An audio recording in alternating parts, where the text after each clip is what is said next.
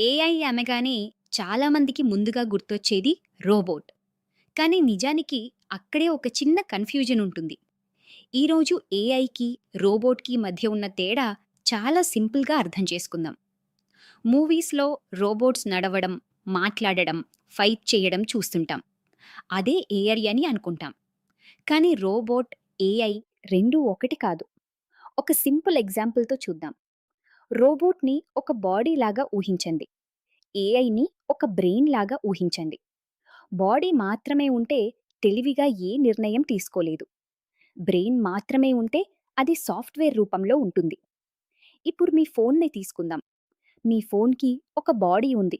Screen, battery, chip ఇవన్నీ దాని physical parts. కానీ ఫేస్ అన్‌లాక్ చేయడం, మీకు సజెషన్స్ ఇవ్వడం, వాయిస్ అసిస్టెంట్‌తో మాట్లాడడం ఇవన్నీ ఏఐ చేసే పనులు. అంటే మీ ఫోన్‌లోని బ్రెయిన్ లాంటిది ఏఐ. మరో ఎగ్జాంపుల్ చూద్దాం. ఒక ఫ్యాక్టరీలో రోబోట్ స్క్రూస్ బిగిస్తోంది అనుకోండి. అది తప్పనిసరిగా ఏఐ కావాల్సిన అవసరం లేదు.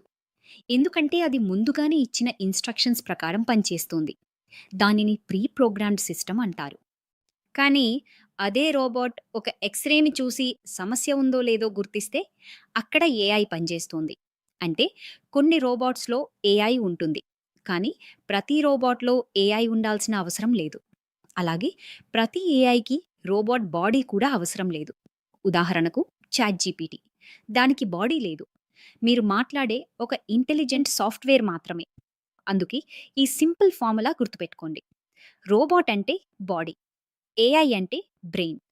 ఈ 2 కలిస్తే ఒక స్మార్ట్ రోబోట్ తయారవుతుంది.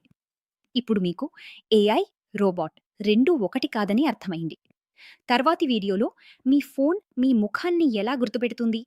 ఫేస్ రికగ్నిషన్ వెనుక ఉన్న ఏఐ ఎలా పనిచేస్తుంది? అది చాలా ఆసక్తికరంగా ఉంటుంది. Stay tuned.